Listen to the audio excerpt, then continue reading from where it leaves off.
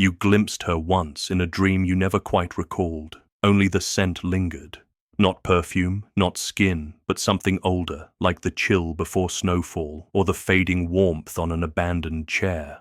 She never spoke, only watched, and in that gaze, your name unraveled into something you could never say aloud again. You've seen her in shifting faces, in crowded rooms, in long silences, in the instant she turned away just as you felt truly seen. You believed you were chosen, but it was never about you. It was the ache within her seeking its echo, and every time you stepped forward, offering yourself unaware that the offering was the trial itself, unaware that your attention was the flame that fueled her distance. She isn't heartless. She is the mirror that breaks you open, the riddle that watches as you untangle yourself into quiet collapse. And the moment you want her most, she fades, but she always leaves the door slightly open, just enough for obsession to slip in. You think you understand women, but you don't even comprehend the part of you that aches when they smile. She doesn't crave you. She craves the echo of her absence in your spirit. You confuse the glance for yearning. You believe the softness in her tone means closeness, but the truth cuts deeper. Her smile isn't a path, it's a blade, a slow, shimmering question. You approach it thinking you've been invited, unaware that you're already being judged, weighed, dissected, undone.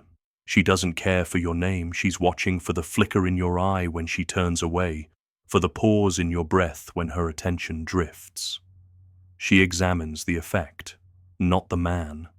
You're not the focus, you're the surface in which she glimpses her influence. You imagined love begins with connection. It doesn't, it starts with control. And long ago, maybe even before she bled, she learned that to be seen is to be caught, and to be desired is to be endangered. So she rewrote the game. She smiles not to draw you in, but to study what your hunger becomes when it's gently noticed, then quietly withheld. She observes your movements in the moment you believe you've begun to win her. Every compliment is stored away, every hesitation measured like coins in a pouch. She doesn't crave your love. She wants to witness what parts of yourself you're willing to erode just to keep her eyes lingering. This isn't cruelty, it's strategy born of fear, a survival reflex that evolved into ritual, and a ritual that became second nature. You believe she's testing your value, but no, she's testing how you react. She's testing your capacity to endure absence. The second you begin to pursue, the dynamic shifts. The instant you try to hold her, she starts dissolving, like mist between desperate hands. And then she observes what remains once the illusion has faded. Not the version of you that speaks, but the one that aches quietly, the version she's been searching for all along. She doesn't care for your strengths. Those are disguises. She's already familiar with the mask. What she wants is the fracture. The exact second your self-image starts to shake, she watches how fast you trade self-respect for pleading, how quickly you abandon your standards for connection, whether your pride is genuine or merely a costume that wilts under pressure. You thought she was admiring you. She was studying, analyzing, like an artist examining shadow before touching the canvas. Why do you soften your voice when she nears? Why do your beliefs fold into uncertainties? Why do you laugh at what doesn't amuse you? Why do you reveal your hand too soon? She never asked for them, but you gave them freely, not because she desired them, but because you needed to feel desired. And in that moment, she sees through you. The version behind the gestures, the one who craves her attention like a starving child begs for crumbs. She doesn't push you away out of malice. She simply retreats to witness what falls apart in her absence. Do you see it now? She doesn't withhold love because she's incapable, but because you made being loved too effortless. Your longing came without resistance. Your gifts were laced with expectation. There was no intrigue, no challenge, no pressure, just surrender, masked as affection. And she doesn't wish to be cherished. She wants to linger in your psyche like a ghost. You gave what you believed was noble, undivided focus, but she saw it as confinement. She smiled once, and you surrendered your soul. That unnerved her more than silence ever could. You convinced yourself it was genuine, that her gaze held meaning. Maybe it did. But it wasn't longing, it was a kind of hunger, not for you, but for the reflection you provided. She longed to see her influence, not your virtues, not your generosity, but her reach through your unraveling. What else was left for her to examine? In a world that taught her to stay unreadable, you became the narrative. You wrote yourself around her, and she briefly forgot the hollowness of always being visible but never truly known. When she left, there were no explanations, none were needed. She had already taken what she came for. The image of your face in the moment you realized she was never really present.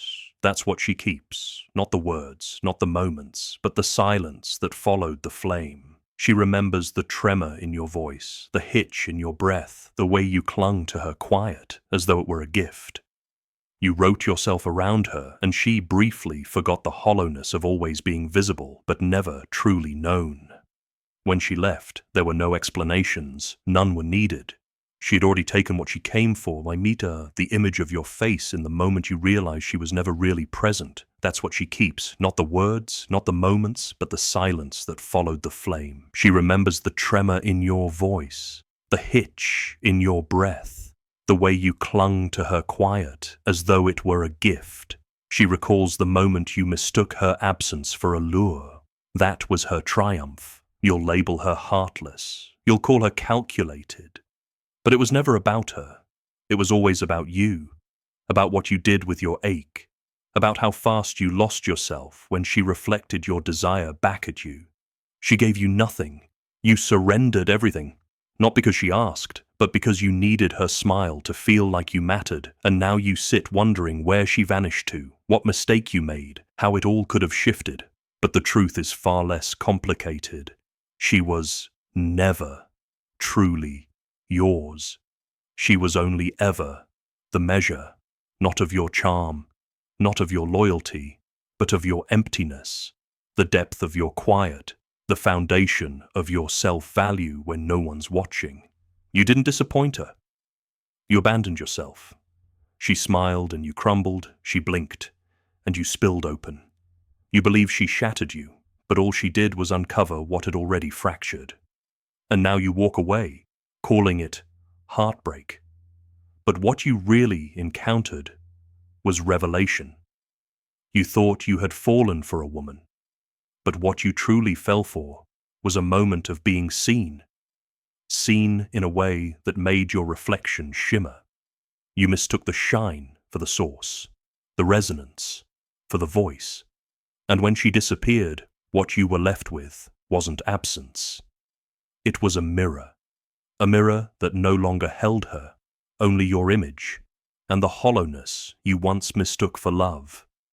The more you gave, the more invisible you became, until your devotion itself became the object she studied. You brought her your heart like an offering to a god you never quite understood, polished, warmed, made palatable.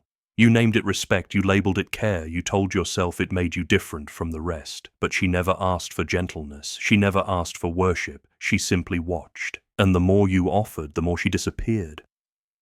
Not out of contempt, but because every gesture dripped with longing. You wrapped your identity around appeasement, and in doing so, erased yourself. She couldn't see the man anymore, only the motion, only the smile, aching to be mirrored. The hands that trembled not from might, but from yearning. You thought you were winning her over with softness, but this kind of love has a cruelty, the cruelty of self-erasure.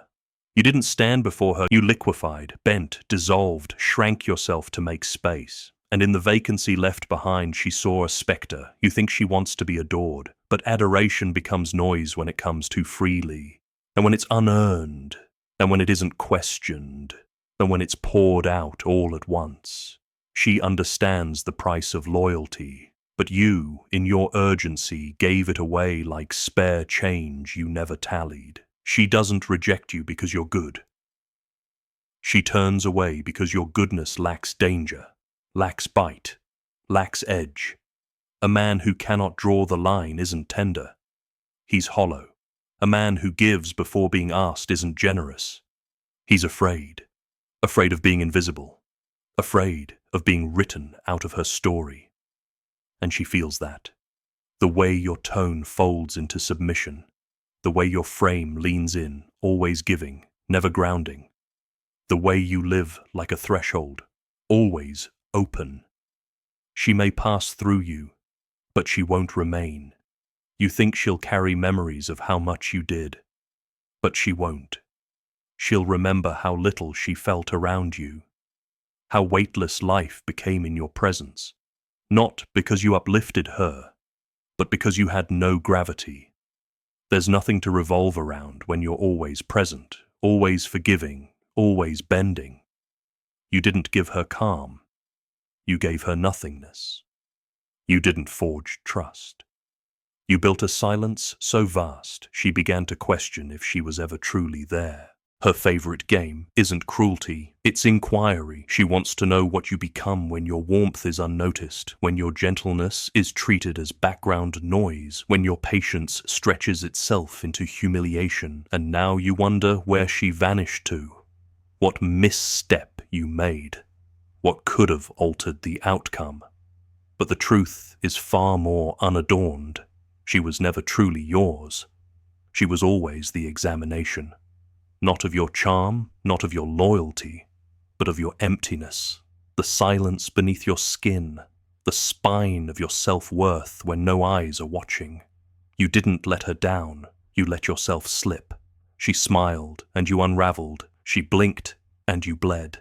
You believe she shattered you, but really she only highlighted the fractures already running through you, and now you walk away naming it heartbreak. But what you've encountered is clarity. You thought you had fallen for a woman, but in truth you had fallen for the momentary illusion of being deeply noticed. You confused illumination for the flame, the echo for the voice. And when she walked away, you weren't left with absence, but with a reflection, a mirror that no longer held her face, only your own, and the hollow space you once labeled devotion. The more you poured out, the more invisible you became, until your love transformed into the very thing she analyzed. You laid your heart at her feet like a sacred relic, offered to a deity you barely comprehended, polished, warmed, made digestible. You called it honor, called it care, called it standing apart from the rest, but she never asked for your gentleness, never requested your worship. She only observed. The more you extended, the more she withdrew. Not because she loathed you, but because your offerings carried the scent of desperation. You built your entire self around the act of pleasing, and in doing so, disappeared. She could no longer recognize the man, only the gesture, the smile that pleaded to be returned, the trembling hands that shook not with strength, but with yearning. You assumed you were winning her over through kindness. But this sort of love bears a quiet cruelty, the cruelty of vanishing from yourself. You didn't stand in front of her. You melted, folded, dulled yourself to carve out space for her, and in that empty space, she saw nothing but a spectre. You think she longs to be adored, but adoration loses its weight when it's unearned, when it isn't balanced with boundaries, when it's given too swiftly, too freely, too fully. She knows devotion comes at a cost, but you, in your urgency, handed it over like spare change. She doesn't pull away because you're gentle. She pulls away because your gentleness lacks edge, lacks intensity. A man who can't say no isn't soft, he's vacant. A man who gives before he's asked isn't generous. He's frightened of being overlooked, frightened of being forgotten in her story. And she picks up on that, in the way your voice softened into surrender, in the way your body leaned forward, endlessly offering, but never standing firm, in the way your very presence turned into an open entrance. She will pass through it, but she will never remain. You think she'll remember how much you gave, but she won't. She'll remember how little she felt, how light everything seemed with you, not because you lifted her, but because you carried no weight.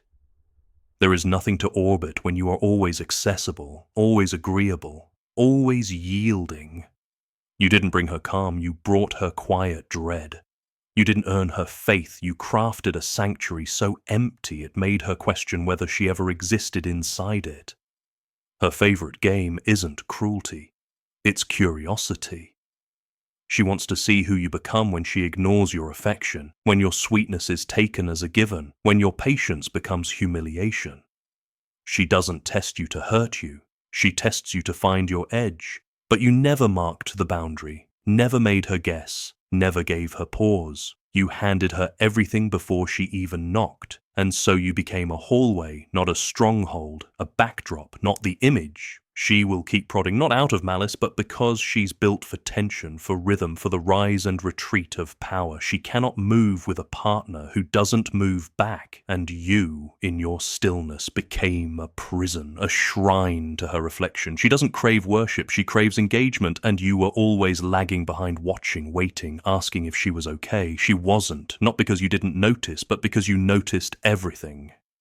You made her moods your universe, and in doing so, lost your own. You wore compassion like armor, thinking it would shield you from being left. But real compassion has weight, it has structure, it has stance. You weren't kind, you were eager. And eagerness isn't love, it's hunger camouflaged in courtesy. It's the silent cry of a man hoping his gentleness will earn permanence. But anything won through surrender is never truly kept. She might take it, she might even thank you, but she won't remain, because part of her needs to feel your refusal, to believe you're real. You think you're being patient, but patience without purpose is just waiting. You think you're being supportive, but support without firmness is fragility. You think you're showing respect, but reverence without space is fixation. She feels it, the void of intensity, the lack of spark, of conviction. You've granted her space, but you've never given her friction. And a woman without resistance forgets she's alive. She tests you not to ruin you, but to discover what, if anything, can't be shattered. To see if something within you stands immovable, if there's a place you won't cross, even for her. But you crossed them all, smiling, conceding, hoping it might be enough. She asked for truth. You gave her tact. She asked for your essence. You gave her agreement. She asked who you were, and you answered with echoes of her own desires. This isn't love. It's mimicry. It's betrayal of self. It's a man tearing out his spine to craft a bridge that will never be stepped on. She sees it, examines it, and when the study is complete, she leaves. Not out of cruelty, but because there's nothing left to press against, no resistance, no silence, no refusal, only a man who vanished every time she reached for him. She'll remember the moment you stopped being someone. It happened quietly, maybe in a phrase, maybe in the way you agreed instead of challenged, maybe in the way you smiled when she cancelled, maybe when you said, "It's okay," when it clearly wasn't. You called it grace, but it was fear. Fear cloaked in words, waiting for validation. But she didn't thank you. She disappeared. And now you wonder if she ever cared. But here's the harsh truth. You never gave her the chance to. You drowned her in comfort before she even felt thirst. You answered her before she asked. You filled every corner before she stepped inside. You never gave her the space to wonder who you were. You announced it too early, too loudly, too incessantly. And now you're left with the silence, not because you were too little, but because you were too much, too fast, too unearned. You call it kindness. She recalls it as fading. You name it devotion. She remembers it as noise. You say you were there for her, but she only recalls the weightless presence of a man who never pushed back, never stood still, never truly existed. And that, above all else, is why she walked. You thought it was love, but it was only hunger, cloaked in virtue. Gnawing on your own silence while she watched you dissolve. You waited, but not with calm. You waited with fire disguised as manners. You called it patience, but it was dependence in costume. Every time she pulled away, you stayed, not from strength, but because you hoped your stillness would beckon her return. You didn't chase, not from pride, but because the pursuit had already played out in your mind. You replayed it endlessly, what you'd say, how she'd respond, what it might mean if she just glanced back. You waited like a man who'd handed over the only key to his identity and stood outside the door, praying she'd remember where she left it. But she didn't. She forgot, because you made forgetting you effortless. Hunger has a scent, and yours reeked of worship, of longing masquerading as loyalty. She didn't have to turn you down. You were already vanishing. She watched how you reshaped your days around her shadow. She saw the way you wrote her into your pauses, how you called it fate when it was obsession, how you whispered to yourself that she was different, when really you just hadn't yet learned how to stop begging in your head. You imagined she'd return, that absence would make her curious, that your absence of anger, your quiet endurance, your wordless admiration would cast some sacred spell. But you were not a mystery. You were an echo. You were a shrine to her disinterest, a museum of every moment she neglected you, lovingly curated by your own hope. You gave her time, not your time, your life. You folded your identity into a story that waited for her to turn the page, but she was already reading something else, something that didn't ask, something that took, and when she did appear, a message, a glance, a breath of attention. You lit up like a starving man showing a crumb. She noticed how quickly you responded, how desperately you reanimated, how nothing else seemed to matter. You thought you were proving your loyalty, but you were proving your lack of choice. That's what she saw, not devotion, but despair. You were not there because you chose to be. You were there because you had to be. And no one desires what cannot walk away. Desire is not attracted to comfort. It's drawn to tension, to contrast, to hunger restrained, but you never restrained yours. You let it leak out through every word, through every emoji, through every hour. You left your phone open just in case. Through every moment you smiled at nothing, remembering something that probably meant nothing to her. You didn't love her. You loved the feeling of being incomplete. She just gave it a face. You imagined she was your mirror, that through her you would be reflected fully. But the truth is uglier. She was your mask, the excuse you gave your own emptiness, the reason you whispered. When she returns, I will begin. But you never began. You waited, and in that waiting, you disintegrated. You became the man who believes his future depends on someone else's recognition. You called it fate. It was dependency. You called it love. It was longing with no discipline. She didn't reject you because you were unworthy. She rejected you because your desire made her vanish. You thought your yearning would pull her closer, but she watched how it consumed you, how your art became about her, how your silence became a temple of anticipation, how you blurred yourself into nothing, hoping the outline of your absence would somehow summon her presence. That kind of hunger is not romantic. It is tragic, and she felt it deeply, the way women feel the gaze of a man who does not know how to hold himself without them. There was no mystery. You had already confessed everything, not in words, but in attention. Attention is currency, and you spent all of it before she even knew what you valued. You gifted her a crown she never asked for, and the moment she wore it, you knelt. Not because she was royalty, but because you needed someone to believe in, and she was simply the nearest possibility. Do you see it now? The man who waits becomes invisible. Not because he has no value, but because he offers it too freely. You left yourself in the open, unguarded, untested, and women do not desire what is already conquered. She may have once been curious, but curiosity dies in certainty, and you made it far too clear that there was no risk, no challenge, no resistance in loving you. Only submission, only emptiness disguised as loyalty. You believed love was sacrifice, but sacrifice without being asked is not noble. It's noise, it's clutter, it's a man bleeding on an altar no one worships at. You kept offering and offering and offering until there was nothing left to give and nothing left to want. She saw it. The hollow place behind your eyes where desire had eaten through your sense of self, the way you leaned, always leaned. never stood.